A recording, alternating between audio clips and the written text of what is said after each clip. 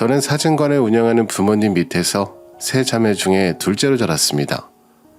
사람들이 말하길 형제들 중에 둘째가 애살도 있고 생존력이 있다고들 하잖아요. 제가 딱 그런 둘째였어요. 첫째 언니에게는 물려받고 막내 동생에게는 양보해야 하는 그런 애매함이 저는 늘 싫었거든요. 그래서 고등학교 시절 시험 기간에는 한 글자라도 더 보려고 얼음물에 세수하고 잠을 쫓아내고 시험 공부를 했더랬죠. 다행히 그런 독함 때문인지 지방 국립대 간호학과에 차석으로 입학했어요. 후에 초등학교 보건교사로 임용이 되고 20대 후반에 아는 선배 소개로 지금의 남편을 만났고요. 남편은 첫 만남부터 센스 있고 유쾌한 남자였어요. 제 주변 남자들이 무뚝뚝한 스타일이 많아서 그런지 친화력 있는 남편이 얼마나 신선하고 좋았는지 몰라요.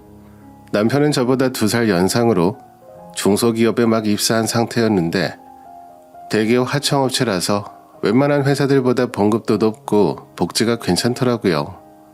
저도 학교 보건교사지만 교육직 공무원이라 직업이 안정적이었고 직업, 성격, 가치관이 잘 맞다 생각해서 사귄 지 1년 만에 바로 결혼 얘기가 나왔어요. 양가에서 허락한 교제였고 결혼에 대해서도 반대가 없었지만 문제는 엉뚱한 곳에서 터졌죠. 바로 남편보다 3살 위인 아주버님이 아직 미혼이라 동생부터 장가갈 수 없다는 거였어요. 남편과 교제를 하면서 자연스레 양가에 인사도 드리러 갔는데 그때 아주버님을 처음 만나게 됐어요. 당시 30대 초반의 아주버님은 이제 막 공무원 시험에 합격해서 일을 시작한 차였는데 후줄근한 면티, 면바지 차림에 머리도 언제 이발했는지 알 수 없을 정도로 말 그대로 외모 관리에 전혀 관심이 없어 보이셨어요. 말투도 서당 훈장님일까 싶은 고루한 말투였지만 다행히 성격은 유하시고 낙천적이시더라고요. 저와 남편 사이를 적극 밀어주시고 먼저 재수씨라고 불러주시고 해서 저는 시부모님보다 아주버님이 더 좋았던 기억이 있네요. 이런 아주버님도 크나큰 약점이 있었는데 바로 연애 한번 해본 적 없는 순수 노총각이었던 거예요. 남편 말로는 20대 내내 공부만 하고 공무원 시험 준비만 해서 여자 만날 기회가 없었다곤 하지만 30대가 넘었는데도 연애 한번 못 해봤다는 게 정상적이지는 않잖아요. 그리고 결국 아주버님의 그 약점이 남편과 제 결혼에 발목을 잡게 되었고요. 처음에는 시부모님이 아주버님 때문에 저희 결혼을 늦추자고 했을 때 저는 잘못 들은 줄 알았어요. 지금이 조선시대도 아니고 2000년대인데 형제 위아래 순으로 결혼을 해야 한다뇨. 남편 집안이 시골에서 대대로 교육자 집안이었다는 말은 들었지만 진짜 유교적인 가풍인지라 저는 어이가 없더라고요. 저희 친정에서도 결혼 연기하자고 하니 못마땅히 하셨고요. 결국 시부모님이 저희가 아직 젊고 하니 2년만 기다려보고 아주버님이 그때도 결혼 못하면 바로 식을 올리라고 설득하셔서 어쩔 수 없이 그렇게 하기로 했었네요. 근데 실제로 아주버님은 2년간 선을 수십 번 보고도 결혼은커녕 연애도 못했고 저랑 남편은 애먼 기다림 끝에 결국 결혼을 했습니다. 남편과 제가 각각 반반씩 내서 전셋집도 구하고 혼수장만도 하고 해서 양가 어른들 도움 없이 알뜰하게 결혼을 했고 비록 결혼식 하기까지 시간이 걸리긴 했지만 시댁 식구들이 제게 잘해주셨어요. 시부모님, 아주버님도 선한 분들이라 시집살이도 없었고 결혼하고 바로 딸을 가졌을 때도 많이 도와주셔서 오히려 고마움이 많았고요. 제가 결혼을 하고 4년이 되고 아주버님이 39살이 됐도록 장가도 안 가고 혼자이자 시어머니는 걱정이 이만저만이 아니셨어요. 점점 아주버님 결혼에 집착이 심해지기도 했고요. 그때마다 시어머님은 제게 아주버님 결혼으로 많은 걱정과 고민을 토로하셨어요. 아가, 내가 요즘 사는 게 아니야.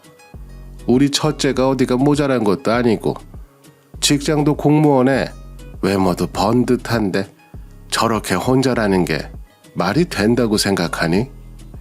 앞나이가 3자가 붙었을 때 장가 가야 할 텐데 걱정이야. 장남이 결혼을 못하고 있으니 우리 집안이 바로 설 수가 있나 이 말이야. 어머니, 요즘 사람들 30대 후반에 결혼하는 사람 엄청 많아요. 제 주변의 언니 오빠들도 대부분 30대 중후반에 결혼 많이 했고요. 30에 결혼한 제가 빨리 한 거라서 다들 결혼 일찍 했다고 말 많이 들었어요. 아주버님 성격 자상하시고 직업 좋고 하시는데 뭐가 걱정이세요? 인연이 다 따로 있다는데 조금만 더 기다려주세요. 저는 어머님이 도리어 병나실까 걱정이네요. 에휴, 주변에 참한 색식감 없니? 네 또래 만나면 딱인데 말이다. 내가 아름아름 선자리를 알아보는 것도 이젠 한계고 나보다 너랑 막내가 나서는 게 안 빠르겠나 싶어. 근데 어머니, 저도 알아보고 있는데 5년 가까이 소개해드렸더니 사람이 없네요. 결혼정보회사 쪽은 이번에도 안 됐어요? 거기선 연락 없다. 아무래도 나이도 있고 재산이 적다고 소개를 해줘도 여자 쪽에서 연락이 없고 그러네. 애가 선만 보고 오면 죽상이고 어깨가 처져 있어서 선 보러 간다고 해도 가슴이 두근반 세근반이야. 여자들이 어떻게 하나같이 사람 보는 눈이 이렇게 없어서야. 아주버님은 구청 행정국에서 일하는 국어공무원이라 직업도 안정적이고 성격도 좋았거든요. 물론 외적으론 노안의 패션 자체가 별로라는 문제가 있었지만 저와 남편이 쇼핑도 같이 해주고 미용실까지 데려가 꾸미고 많이 나아졌는데도 여자를 사귀기는커녕 속이만 하면 퇴짜를 맞더라고요. 제가 보기에는 아무래도 서당 훈장하셨던 증조 할아버지 영향으로 맨날 공자왈 맹자왈 사서삼경 얘기하고 철학 얘기하는 고리타분한 말투가 문제 같긴 했어요. 눈치, 유머 이런 건 타고나는 거라서 못 고치는 거잖아요.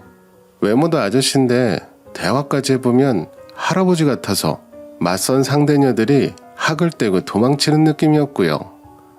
저도 주변 지인들을 아주버님에게 많이 소개시켜줬는데 그때마다 너희 아주버님 장가 못 갈 것 같다고 다들 하나같이 뭐라 하고 연락을 한동안 안 하더라고요.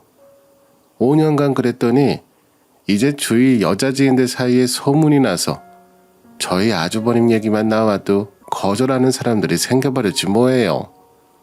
남편도 저랑 별반 다를 게 없는 상황이었고요. 여러모로 아주버님 때문에 인간관계까지 안 좋은 영향이 생겨버릴 정도였어요. 그런데도 시어머니는 우리 장남이 뭐가 못나서 이런 취급을 받냐며 퇴짜 놓은 상대 소개녀들을 욕하기 바빴어요. 제가 진실을 말하면 뒷목 잡을 시어머니시기에 저는 그냥 푸념 아닌 푸념을 들어줄 수밖에 없었고요. 그러다 시간이 흘러 제 딸이 7살이 되고 곧 초등학교에 갈 나이가 돼서 살던 지역을 벗어나 학군이 줬다는 동네로 이사를 가려고 할 때였어요. 아파트를 분양받아서 신축으로 이사 가려고 남편이랑 의논을 하는데 남편이 대뜸 전세 보증금 중에 자기 몫으로 있는 돈을 내달라고 하더라고요. 그래서 한다는 말이 시부모님이 지방 아파트를 구입하는데 돈 4천이 부족하다고 자신이 보태하겠다고 했어요. 결혼생활 7년 동안 우리는 이사갈 돈 모으지 않았냐면서요. 가만 보면 남편은 막내인데도 시댁에서 마지노릇을 했어요. 어른들 말이 형제 중에 마지노릇하는 팔자는 따로 있다고들 하지만 그게 제 남편이라면 입장이 달라지잖아요. 굳이 자기가 나서지 않아도 되는데 형을 보호하고 자기가 자처해서 하는 경우가 많더군요. 결혼할 때도 봉급에 비해 모은 돈이 얼마 없어서 의아했었는데 알고 보니 자기 형 공무원 시험 뒷바라지를 해줬던 모양이었고요. 이번에도 시부모님이 부동산 투자를 하는데 부족한 돈을 자기가 내주겠다고 했나 보더라고요. 이사 갈 돈은 제 돈으로 충분히 감당할 범위였지만 저 혼자 사는 것도 아니고 남편도 같이 사는 집인데 남편 돈도 없이 분양받는 게 꺼림직했습니다. 그리고 당시 시어머니는 아주버님이 42살이 되도록 선자리마다 나가서 퇴짜를 맞으니까 점점 상식 밖의 선 넘는 행동을 하시기 시작하셔서 제가 시댁을 멀리하고 있던 참이었거든요. 저희 남편 옷이나 액세서리 등을 제가 신경 써서 사두면 아주버님이랑 남편 사이즈가 같다면서 마음에 드는 물건을 싹 다 들고 아주버님에게 주신다든지, 다른 사람 돈 쓰는 건 극도로 낭비라 하면서 아주버님 미용실에는 매번 10만 원 이상 쓴다든지, 뭔가 장남회에 배는 게 없으신 것 같이 집착하시더라고요. 몇 개월 뒤 저희가 분양받아서 신축 아파트로 이사를 했을 때도 시어머니는 시큰둥하면서 무관심하시기만 하고, 남편이 시부모님 지방 아파트 살 때 돈까지 보탰는데도 고맙다는 소리 일절 없으셨어요. 그러다 아주버님이 오래된 차를 폐차하고 신차를 뽑자 그걸로는 한 달 내내 주위에 자랑하고 난리셨어요. 저희가 시부모님께 못한 것도 없고 도리어 마지노릇하는데 남편과 아주버님을 차별하니까 제가 더 섭섭하고 서운하더라고요. 이렇게 시어머님이 모든 게 아주버님 위주고 유난을 떠시니까 가만히 있는 아주버님이 미워지기까지 하고 부담스러웠네요. 그리고 진짜 하늘도 불쌍히 여겼는지 아주버님이 연애를 하게 되는 일생일대의 사건이 일어났습니다. 그날은 유난히 창밖에서 까치가 울더니 아침 대바람부터 시어머니가 연락이 왔었어요. 아가, 영재는 출근했니? 아니요. 저랑 남편 둘 다 1시간 뒤에 출근하려고 준비 중이에요. 혹시 무슨 일 있으세요? 그럼 일은 일이지. 이게 다 무슨 일이야? 내가 가슴이 설레어서 잠을 다 못 잤다. 글쎄 우리 첫째가 드디어 연애를 한다지 뭐니. 그것도 은행 다니는 차만 색실한다.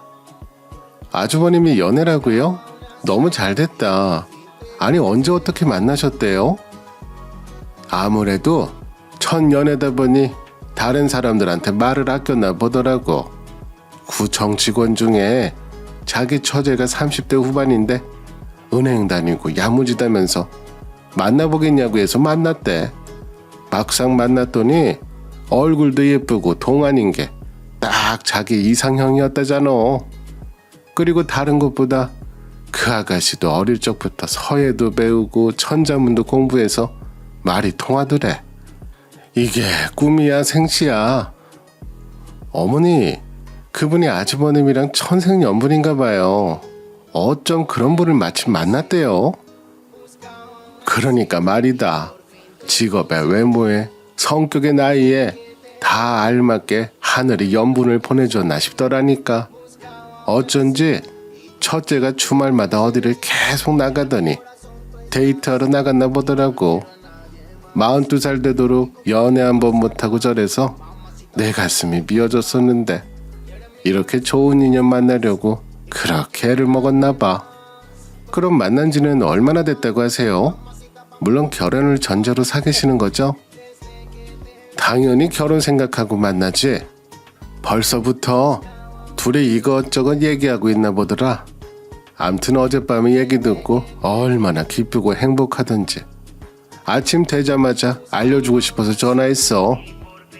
듣는 저도 이렇게 기쁜데 어머님은 오죽하셨을까요? 너무 축하드려요. 아주버님 뵈러 한번 갈게요. 그이한테도 전화하라고 하고요. 시어머니가 어떨 때는 이해도 안 가고 미울 때도 있었지만 그래도 가족이라 좋은 소식을 전하는 시어머니의 들뜬 목소리를 들으니 저도 모르게 행복하고 기분 좋더라고요. 그렇게 소원하던 장남의 연애와 결혼이 이루어진다는데 얼마나 좋으셨을까요? 듣는 제가 다 안도가 되더라니까요. 이제 시어머니의 아주버님에 대한 집착과 하소연도 끝이겠구나 하고요. 샤워하고 출근 준비하는 남편에게 아주버님의 연애 사실을 바로 알렸더랬죠. 그런데 막상 남편은 그 얘기를 듣고도 아무 반응도 없이 알고 있다 하고 말더군요. 보니까 아주버님이 남편에게 미리 연애한다고 언급을 한 모양이었어요. 그렇게 애절하고 사랑하는 형제간인데 당연한 건가 싶고요. 아무튼 아주버님의 연애는 한동안 시댁 행복 바이러스였어요. 시부모님 얼굴에 미소가 만발하고 남편도 늘 일 때문에 피곤해하던 것 자체가 사라지고요. 그래서 저도 덩달아 웃고 다니고 주변에서 로또 당첨됐냐고 물어볼 정도였다니까요. 그 아주버님과 예비 형님은 사귄 지 반년 만에 결혼 허락을 받으러 양가 인사를 드리러 간다 하더군요. 얼마 뒤 예비 형님네에는 이미 인사를 드렸고 시댁에 인사를 온다는데 시어머니랑 남편이 대뜸 시댁 배수관이 터져 공사 중이라 저희 집에서 식사 대접을 하자고 했어요. 다른 것도 아니고 아주버님이 천년 기다린 배필을 데리고 인사 온다는데 저희 집에서 식사하는 게 대수일까요? 좋은 마음으로 정성껏 대접해야겠다는 마음으로 기꺼이 허락했습니다.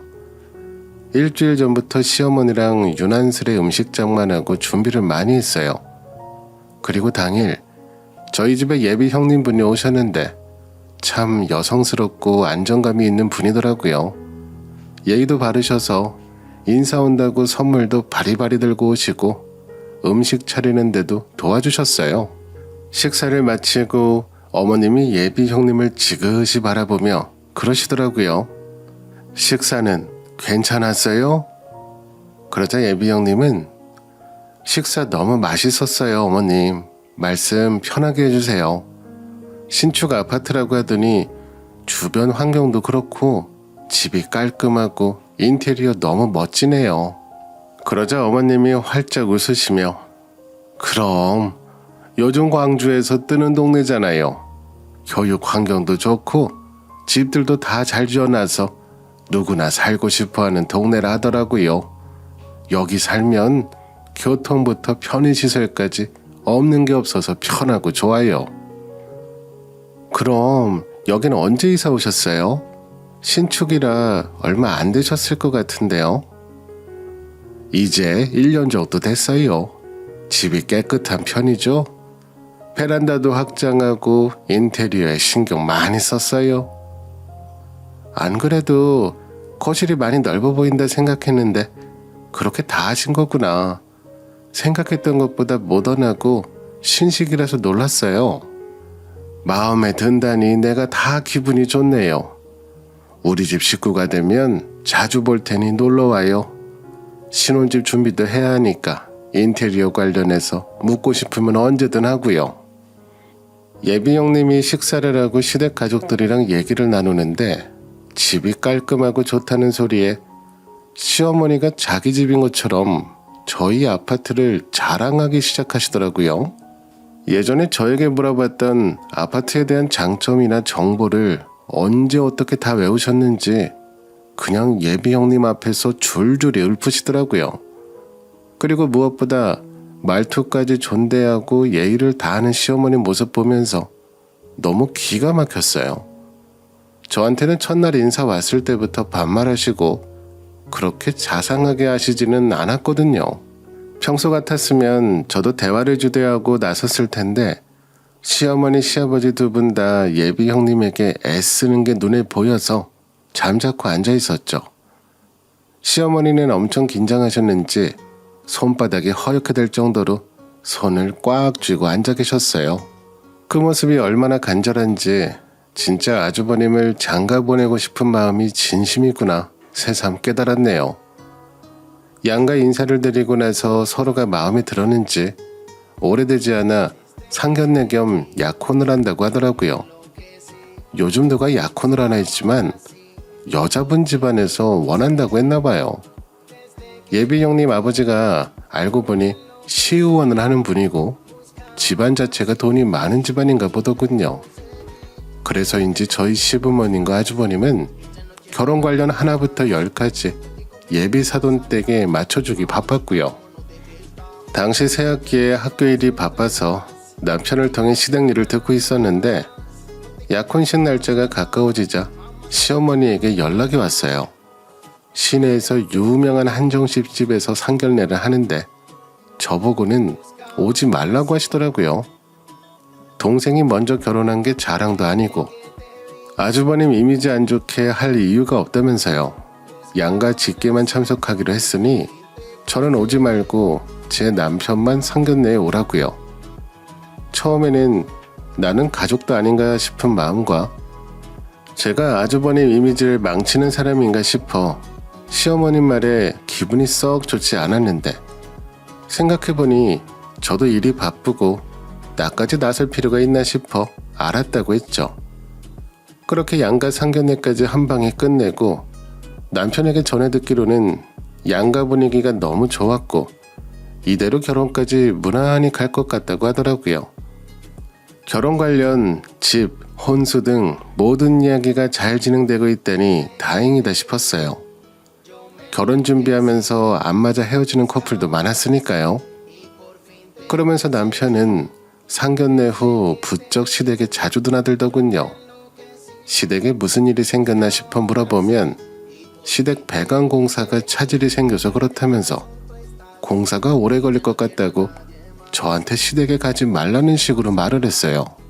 일도 하고 육아도 해서 정신없는 처지에 시댁에 오지 말라고 하는 남편과 시부모님에게 오히려 고맙기까지 하더라니까요.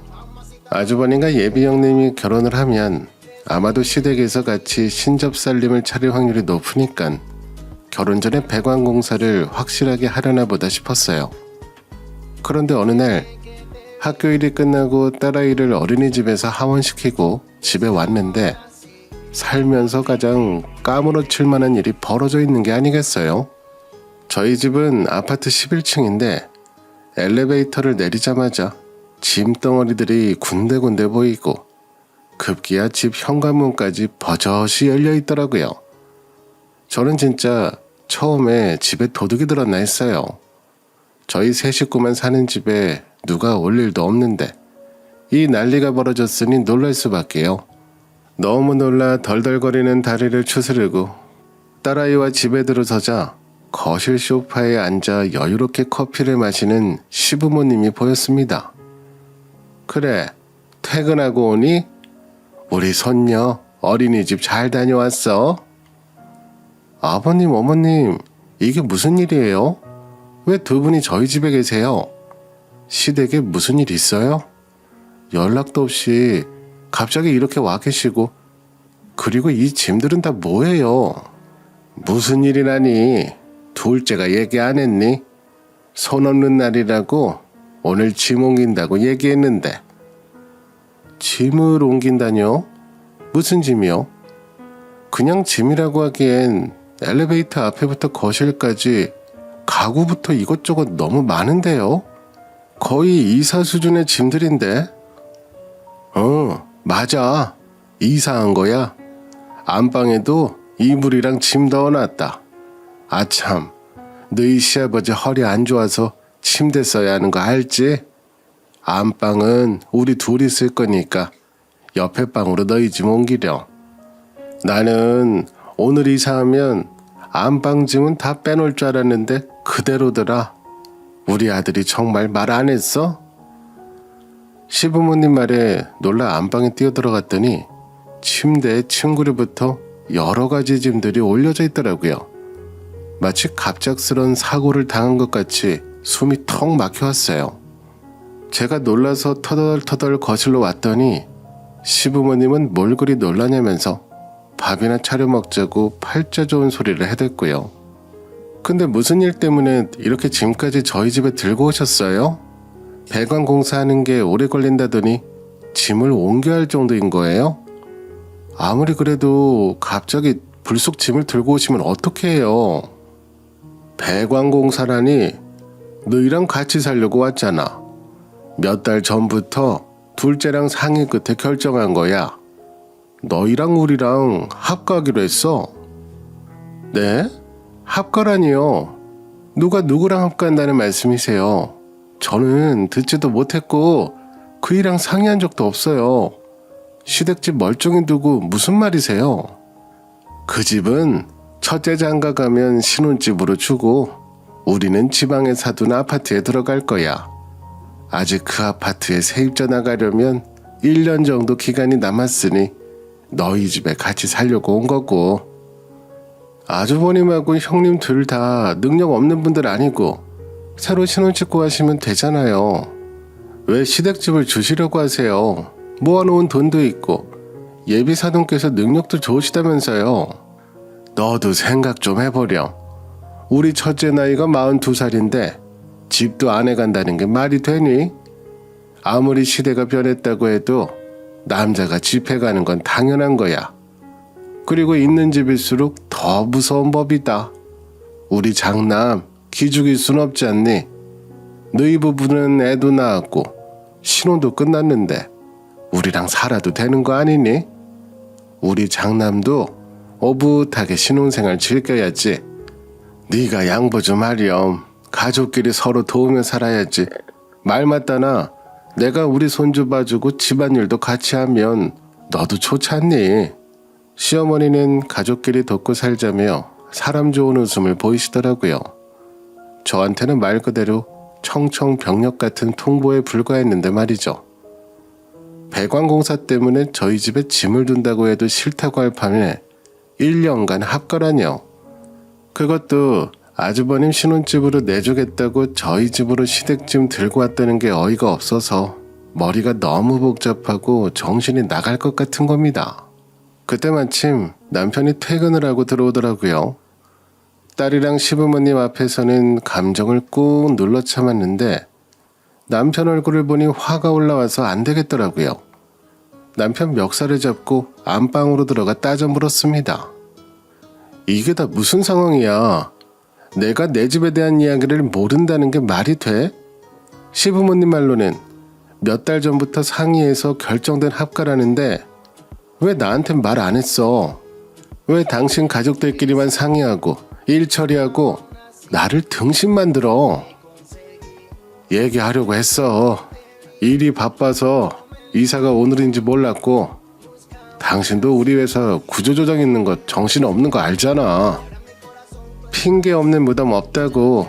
잘한다. 그렇게 몇 달 전부터 얘기했다는데 바빴다고 하면 끝이야. 같이 사는 사람 의사를 물어야지. 그리고 엄연히 이 아파트 분양받을 때 돈부터 명의 다 내 앞으로 해놔서 내 집이야. 근데 당신이 뭔데 이 집에 시부모님까지 데려와서 합간이 뭐니 그런 소리를 하는 건데 당신 좀 진정하고 딱 1년이야. 부모님 지방아파트 전세기한 1년 남았고 그때까지 우리 집에 계시다가 이사하실 거고 나만 자식 아니니까 형네도 부모님 모실 수 있는 거고 그러니까 그걸 왜 당신 혼자 결정하고 나한테 통보하냐고. 난 거기서부터 이미 마음 상했다는 말을 하는 거야. 아이 그건 내가 미안한데 솔직히 생각을 해봐. 부모님이랑 합가하면 우리 수지 어린이집 맡기는 것도 되고 당신 일하고 와서 집안일 덜 해도 되잖아. 나만 좋아? 당신한테도 좋은 거야. 좋긴 뭐가 좋은데. 절약 같은 소리 하네. 당신은 결혼하고도 늘 시댁만 챙기고 아주버니 시부모님만 보이지? 어떻게 자기 식구도 일이라면 물불을 안 가려. 제가 남편과 큰 소리로 싸우는데 갑자기 안방문이 벌컥 열리더라고요. 시어머니가 저희 사이를 밀치고 들어와서는 늙으면 죽어야지 이런 소리를 하면서 침대에 덮여있는 저희 부부 이불 베개를 치워버리시고는 시부모님이 쓰시던 침구류로 바꿔 끼우기 시작하셨어요. 저는 갑작스러운 일들의 충격을 넘어서 넋을 놓을 지경이라 일단 딸아이를 데리고 아이 방에서 잤고요. 물론 남편놈과 시부모님 때문에 잠을 이룰 수 없어서 뜬 눈으로 밤을 지새웠고 다음날 주말이라서 시부모님과 딸이 없는 틈을 타 남편과 2차전을 치렀습니다. 아무리 다시 생각해봐도 안 되는 건 안 돼. 짐 다시 시댁으로 보내. 아주버님이 신혼 초부터 시부모님 모시고 시작하던가 아주버님이 모은 돈이나 대출 받아서 신혼집 구해서 나가라고 해. 나는 1년 합가고 뭐고 이렇게 통보받고 내 집에서 살 수 없어. 결혼하고 7년 넘게 당신이 하고 싶은 대로 해도 참아줬잖아. 이번에는 내가 안 돼. 또 이런다. 미안하다고. 내가 말했잖아. 우리 부모님 1년만 함께 산다고. 그것도 못 참아? 가족이라고 말하더니 말뿐이었어? 가족? 그래 말 잘했다. 당신부터가 나를 가족으로 생각도 안 하고 무시하잖아. 먼저 나한테 의사도 물어보고 같이 해결을 했어야지. 늘 시댁만 생각하고 돈 벌면 다 시댁 위에 쓴다고 갖다 줘버리고. 이번에도 다를 게 뭐야. 시부모님만 아주버님한테 유난 떤다 생각했는데 당신도 다를 바가 없구나. 아주버님 40대야. 10대 미성년도 아니고 본인이 알아서 책임지고 살 나이라고. 대체 당신 식구들은 왜 그렇게 아주버님 챙기지 못해서 안달이야. 아주버님 일에는 아주 눈에 뵈는 게 없지. 어떻게 이렇게 이기적으로 굴 수 있냐고. 그래, 이번에 한번 따져보자. 당신 시집 와서 우리 집 식구한테 뭐 해준 거 있어? 그런 것도 쥐뿔 없으면서 우리 형한테 유난 떤다고 말해? 말 잘했어. 결혼하고 시댁에서 시집살이 하는 여자들 아직도 많아. 그런데 당신은 시집살인커녕 분가에서 여태 편하게 지냈잖아. 시부모 잠깐 모시는 것도 어렵다는 당신이야말로 이기적일 거라는 생각은 안 들어? 그럼 당신은 장가 와서 처가에 뭐라도 해줬니? 자기 부모님 모시는 문제가 닥치니까 이제 남녀를 따져? 왜? 여자는 출가외인이라 시댁에 종속되고 뭐 죽어서도 시댁 귀신 된다고 해보지 그래. 아주버님만 유교 어쩌고 따지는 줄 알았더니 당신도 역시 한 핏줄이었어. 그 나물에 그 밥이야. 서로 끝나지 않을 되돌이표 같은 싸움을 해대며 몇 시간에 걸쳐서 싸웠어요. 남편과 결혼 후 그렇게 크게 싸운 건 처음이었고 전혀 협상될 기미도 안 보이더라고요. 시댁 인간들 꼴도 보기 싫어 홧김에 짐을 싸서 딸을 데리고 친정으로 갔습니다. 남편 말대로 시부모님과 합가해서 말이 1년 같이 사는 거지 그 뒤를 누가 하나요. 남편 놈과 시댁 식구들 고집에 질려 저는 한동안 떠나 있었어요. 제가 같은 집에 있으면 숨 막혀 죽을 것 같더라고요. 그런데 더 가관인 게 남편은 제가 집을 나가는 게 보이는데도 잡지도 않고 얼마간 저를 찾지도 않았어요. 어떻게 저런 걸 남편이라고 생각하고 살았는지 결혼 생활에 허무함이 올라오더라고요. 사실 친정 부모님도 저랑 딸이 친정에 온 것에 놀라시고 자매들도 걱정하길래 제 얼굴에 침 뱉기지만 대충 상황 설명은 했더랬죠.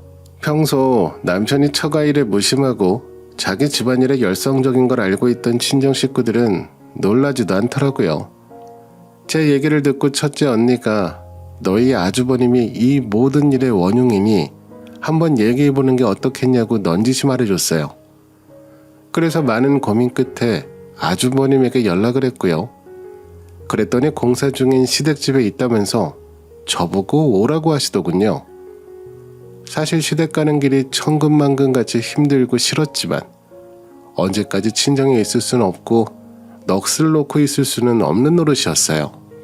시댁은 20년 된 아파트 1층이었는데 역시나 공사를 계속하고 있는지 부자재며 인부들이 왔다 갔다 하는 게 보이더라고요. 시댁 앞 쉬고 있는 인부들 틈바구니를 지나 집으로 들어갔는데 웬걸요? 현관문에 적혀있는 집 호수가 없었다면 다른 집인 줄 알았을 정도로 완전 새 집으로 리모델링 되어 있더라고요. 말 그대로 싹 갈아엎어서 다른 공간으로 탈바꿈되어 있었어요. 시댁은 배관 공사가 아니라 여태 리모델링 공사를 했던 거였어요. 너무 놀라서 말도 잃고 감탄만 하면서 집안을 둘러봤습니다. 온갖 고급 부자재들을 다 써서 모델하우스에 왔나 싶을 정도로 벽까지 다 터서 공간을 다르게 만들고 도배, 인테리어, 가구 싹 다 고급으로 한 것이 얼핏 봐도 몇천 단위가 아니라 억 단위가 들어간 게 보일 정도였어요. 아파트 건만 20년 돼서 낡았지 리모델링한 집만 보면 신축인 저희 집보다 좋더군요. 그때 아주버님이 저를 아른 체하며 다가왔어요. 재수씨 생각보다 일찍 오셨네요. 공사 시작하고는 집에 처음 오는 거죠? 네, 다른 집인 줄 알았어요. 시부모님 사실 때랑 완전 다르게 변했네요. 공을 많이 들이고 고급스럽게 한 게 눈에 보일 정도고요.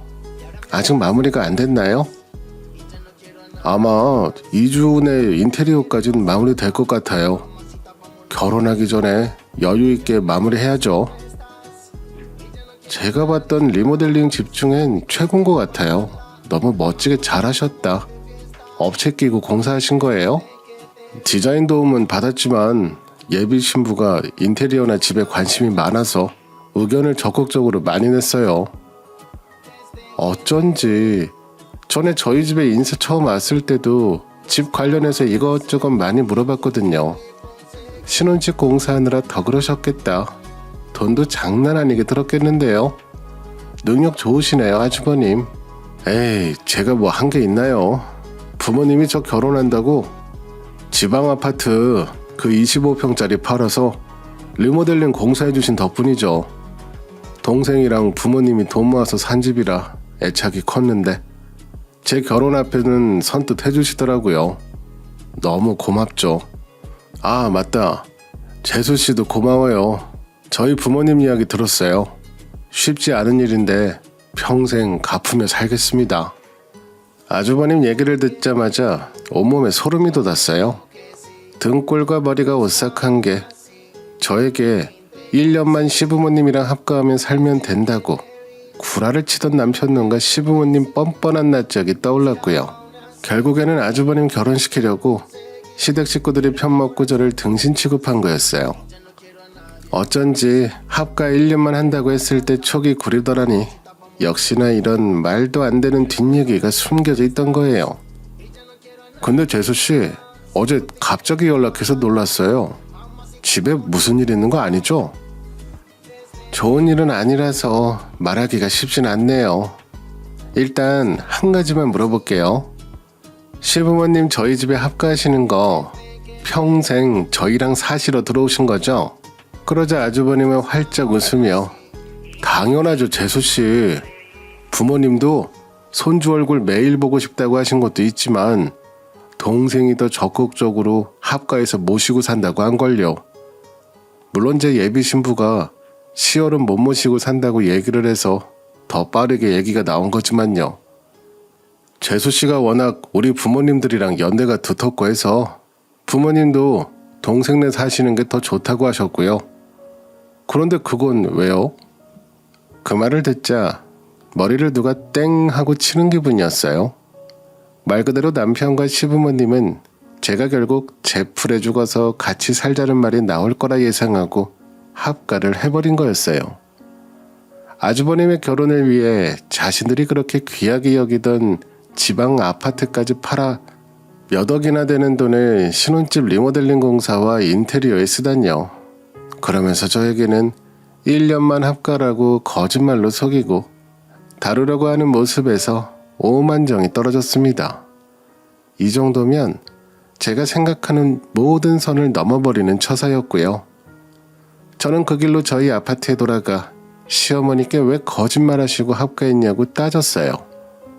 처음에는 잡아떼던 시어머니는 제가 시댁집에 가서 직접 아주버님 입으로 진실을 듣고 왔다고 하니 태세를 전환하시더라고요. 그러면서 시어머니는 제 남편이 모두 지시한 일이고 자기랑 시아버지는 시키는 대로 했기에 억울하다는 식이었어요. 구구절절 자세하게 시어머니 얘기를 듣고 보니 이 모든 일의 배우는 남편 놈이었던 겁니다. 평소 제가 남편 옷이나 물건을 살뜰하게 사놓으면 시어머니에게 전화해서 자기 옷, 신발, 가방 어떤 거 샀는데 형한테 가져다 주라고 시키고 형 결혼비용 신혼집 마련해 주라고 하다가 안 되니까 저희 집 담보대출도 알아봤을 정도더라고요. 퇴근 후 돌아온 남편에게 아주버님 시어머니께 모든 얘기를 들었다고 거짓없이 얘기하라고 추궁하자 남편은 아무렇지 않은 얼굴로 뻔뻔하게 말하더군요. 맞아. 사실 1년 합가는 어려운 일이었어. 그래도 아예 없을 일은 아니어서 말했던 거고 형수님이 시부모 안 모신다고 한 건 유감이지만 우리 집에 시집 오면 우리 집 법도를 따라야 하니까 우리 형제들이 몇 년씩 돌아가며 부모님 모실 거야. 상황이 이런데 가족이면 서로 도우며 살아야지. 당신 같은 그런 생각 자체가 이기적이고 못된 거야. 뻔뻔하게 그런 소리를 입에 올리는 거 보면 인성이 의심된다니까. 그래서 저도 똑같이 말해줬죠. 부모 부양하는 게 자식 도리라면 처가는 장인 장모 모시는 건 왜 고려 안 해? 부모면 다 똑같은 부모지. 시부모만 모시라는 법 있어? 우리 부모님은 안 모셔? 장인 장모님은 알아서 잘 사시잖아. 상가에서 새도 나오고 뭐가 문제야? 우리 부모님은 그런 수입도 없으시잖아. 처갓집 용돈 한 번 준 적 없는 놈이 제가 한두 달 시부모님 용돈 못 줬다고 난리친 적도 있었는데 어련할까요? 한 입을 덮고 자식까지 낳고 사는 7년차 부부인데 이 사람에 대해 하나도 모르고 살았다는 생각이 불현듯 들더군요. 저는 그런 남편을 똑바로 바라보며 이혼하겠다고 선언했습니다. 무슨 개소리야. 이혼이 무슨 애 이름인 줄 알아? 지금 이게 무슨 경거망동이야. 남편이 버럭 성질을 내자 제가 그랬죠. 알았으니까 이혼하자. 경거망동인지 뭔지는 변호사가 판단해주겠지. 그리고 내 아파트에서 당신 짐이랑 시부모님 짐 당장 빼고 나가. 남편은 왜 우리가 나가냐고 저보고 친정으로 가라고 소리치길래 살고 있는 신축 아파트 분양받을 때 남편은 돈이 없어 못 내고 제가 다 냈고 제 집이었거든요. 그래서 저는 이혼을 요구하며 남편과 시부모님 짐을 빼라고 당당하게 요구했어요. 처음에 남편은 제 말이 겁주려고 그냥 던진 말인 줄 알고 콧방귀 끼고 무시하더군요. 그리고 자신은 죽으면 죽었지 절대 이혼 못한다고 큰 소리를 떵떵 쳤고요. 저는 여전히 저를 무시하는 남편을 보며 역시나 이혼을 결심한 건 내 인생에서 최고로 잘한 일 중에 하나라는 확신을 얻었습니다. 그리고 전문 변호사에게 의뢰해서 이혼 소송 빠르게 진행했어요. 법적인 서류가 오고 가니 그제야 사태의 심각성을 한 남편과 시부모님은 난리를 치더라고요. 어떻게 가족들에게 이런 매정한 짓을 하냐면서요. 처음에는 좋은 말과 협상을 제시하면서 저를 설득하고 회유를 하려고 했어요. 그러다가 제가 다시 되돌아갈 길은 없고 예정을 생각해서 한 달 정도 짐을 싸서 나갈 시간을 주겠다 했더니 끝끝내 독한 년 모진년 욕까지 하더라고요. 저한테 빌부터 살던 것들의 민낯은 역시나 추하더군요. 저는 이혼 소송을 완료하고 딸 양육권을 챙겨 시댁과 남편과의 인연을 정리했습니다.